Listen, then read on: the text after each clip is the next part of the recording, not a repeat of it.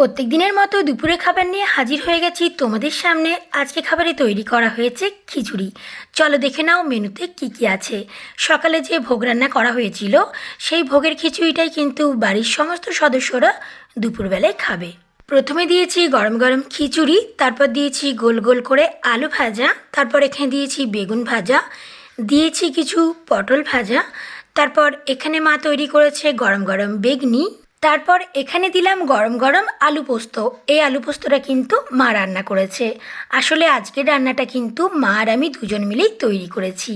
তারপর দিয়েছি পাঁপড় ভাজা, এখানে দিয়েছি পাকা আম। আমগুলো খেতে কিন্তু ভীষণ পরিমাণে মিষ্টি। এখানে দিয়েছি পায়েস, সকালে যে ভোগের পায়েসটা তৈরি করেছিলাম সেই পায়েসটাই। তারপর এখানে দিয়েছি বড় বড় সাইজের গ্রিন রসগোল্লা। তারপর এখানেও দিলাম দুটো বড় বড় সাইজের রসগোল্লা। তারপর এখানে দিয়েছি বোঁদে।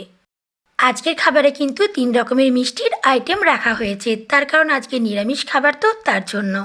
এখানে দিয়েছি ঠান্ডা ঠান্ডা গ্লাস জল। এটা কিন্তু কোনো সাধারণ খাবার নয়, এটা হচ্ছে ভোগের খিচুড়ি, তাই খাবারটা হচ্ছে অমৃতের সমান।